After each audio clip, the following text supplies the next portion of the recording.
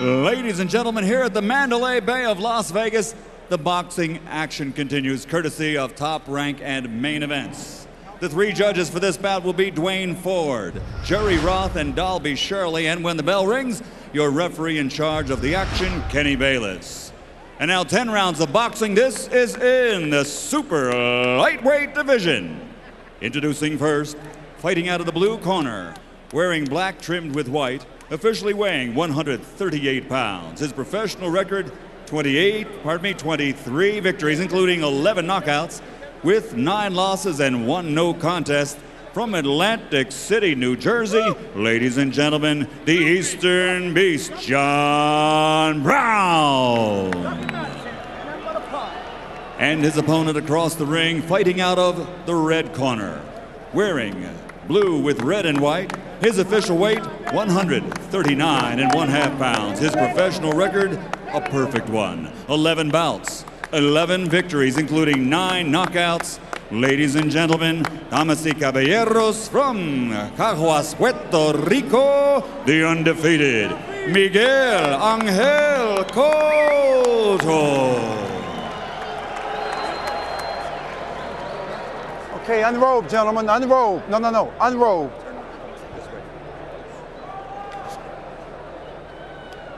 Someone got to go. Tell him to his face.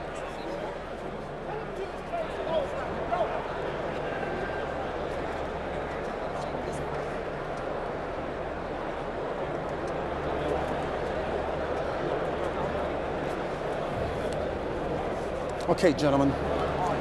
Any punches thrown in this area will be clean. Any punches here will be clean.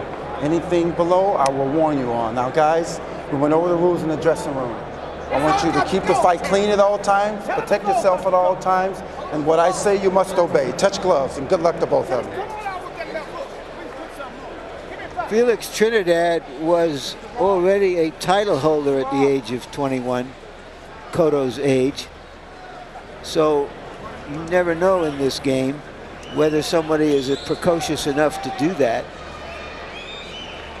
But Cotto is a hope, although I think, Jim, that the weight he's put on here tonight, since the weigh-in yesterday, suggests that really he's going to settle in as a full welterweight.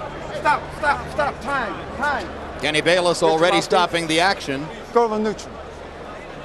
And apparently John Brown entered the ring time in. without remembering to bring a mouthpiece. So now Brown has a mouthpiece and the fight can begin. At 34, after all his years in the ring and 32 professional fights, John Brown had to be reminded to wear a mouthpiece. That's when things start to get a little foggy there after all those fights. 2 body punches, years. George. Cotto has a great left hook and tries to get to the body to set it up. John Brown has to work to the body because it's difficult for him to reach fighters' heads. Yeah, that's what you want to do if you're shorter, is to start jabbing to the body yourself to make your opponent bend his head down to your height so that you can use your jab. Make him throw his height away. There isn't much body on John Brown to shoot for. Brown's best punch is his sneaky right hand. He kind of trails it out to the right and then sticks it to your body. Cotto, when you see the left hook, you'll see the natural talent.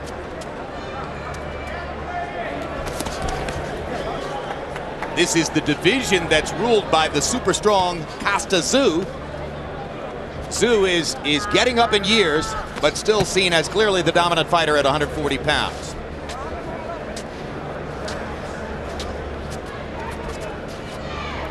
And if Vernon Forrest should move up to the 154-pound class, as some people expect, the welterweight division will be open in a year or so if that's where Cotto is going.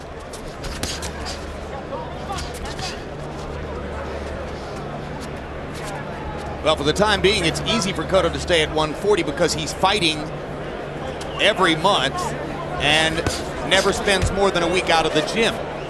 As he gets to bigger money fights and they are more widely spaced apart, it might become more difficult. Didn't he tell us, Jim, the last time we saw him that he weighed 140 when he was 12 years old? Yes.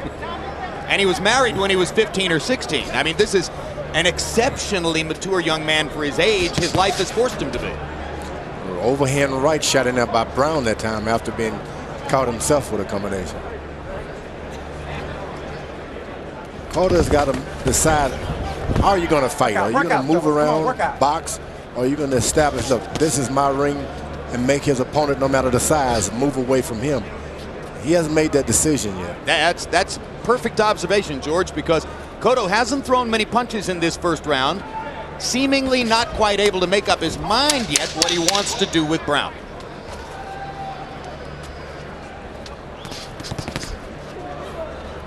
He can punch, Cotto. Oh boy. Well, as we go to Cotto's corner, they do speak Spanish, so if you were frustrated at your inability to get Ray Torres before, you get him now. Okay, let's deep breath. That's okay. Take a deep breath. Yeah. Now nice and calm. Don't throw too much of the head. He's so little, he's gonna hurt your hands. Okay? Throw strong. Only when you can. Hey, move to the side. Yeah, don't step back. When you're inside, you got to hit that body off of them slips. Both hands, both sides, then step around him, all right? Step away from his left, step to your right. To your left. You know what I'm saying?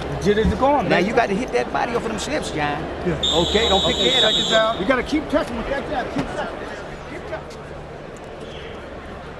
CompuBox numbers in round one. Cotto 10 out of 46, Brown 4 out of 23. So they got to look at each other. Now let's see if they're ready to box.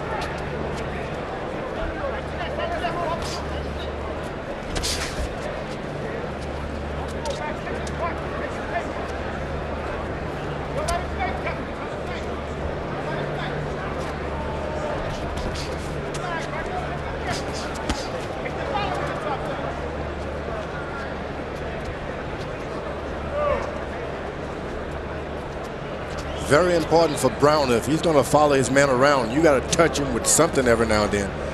All this Cotto is doing is just looking up, waiting for an opening.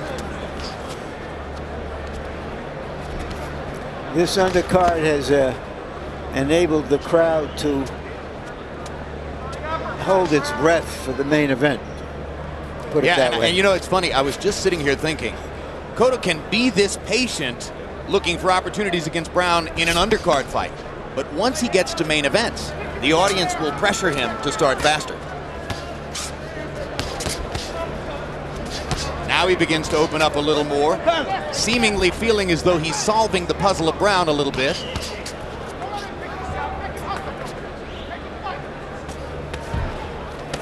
Work out, fellas, work out.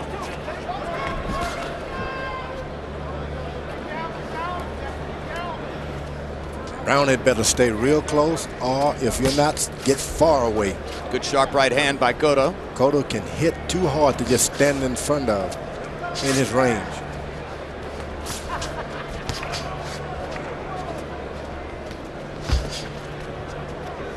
After a first round that was so slow paced, Cotto seems to have decided that Brown's so conscious of his left hook, he's going to have to develop his right hand to open this fight up a little bit. So Cotto's thrown a series of right crosses across the top here in round two, thinking maybe that will get him at Brown more easily than the left hook.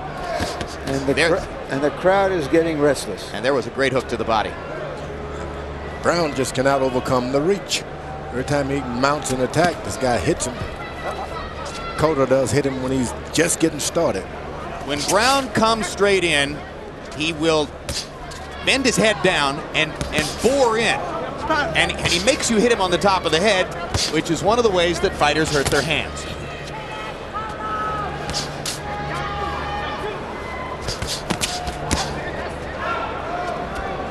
Shane Mosley in particular told me that he had to go to Brown's body because he was worried that he would hurt his hands hitting the top of that head all the time.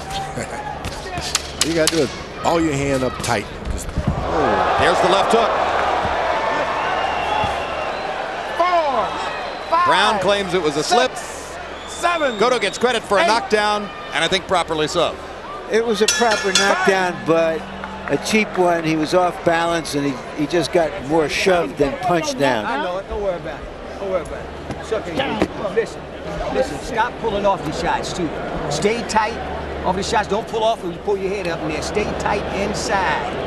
When you slip them shots, don't pull off and pull in where you can counter inside to the body, right? You gotta keep, also, you got to mix your jab in. He's floating right in your face. Pop that jab out on him to keep him more balanced when you're inside. When you're close, he's right.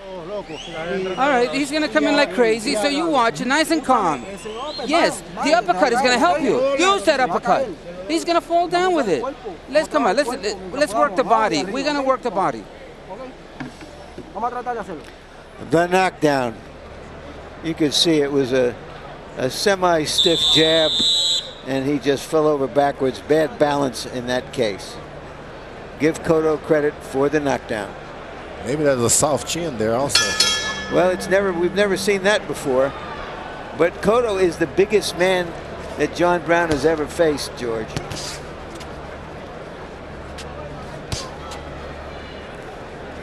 Well, particularly having put on 13.5 pounds since the weigh-in yesterday.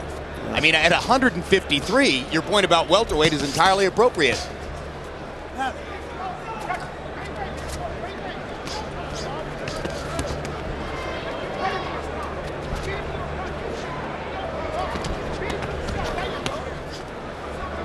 Cotto is starting to open up.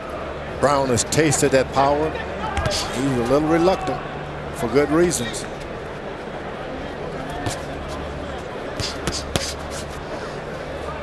We talk sometimes, George, about how power comes from the legs. Cotto has strong legs in addition to everything else.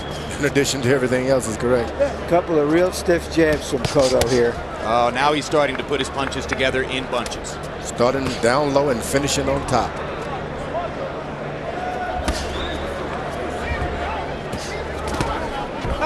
Left hook. Caught Brown up by the ear. Three-punch combination. Cotto increasingly gaining confidence here in round 3. Brown seemed not to have any idea of what to do with this man. He gets close, doesn't throw a hook, doesn't throw a right hand. He just gets close and wait.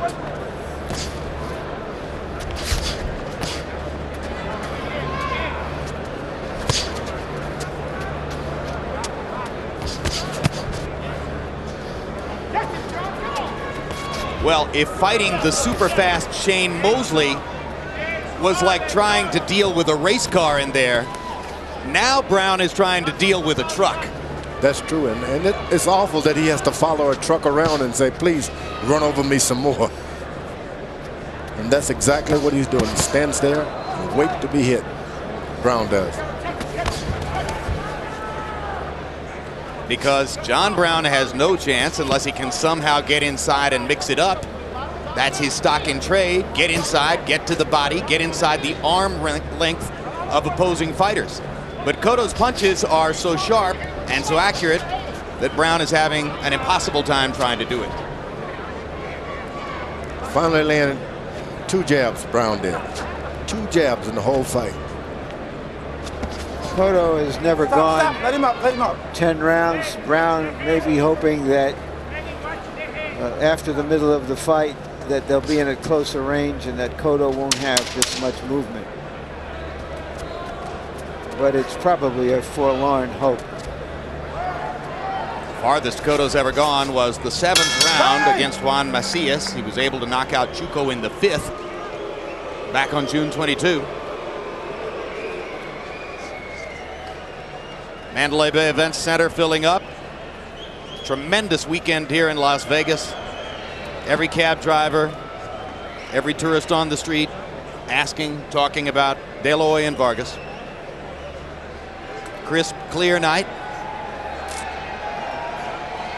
And the 2 great Mexican-American 154-pound fighters in their dressing rooms preparing to get into the ring. Okay, yeah. I'm not going to let the public bother me. The public doesn't understand. This is a smart fight when fighting. Don't look for anything. Everything will come to you.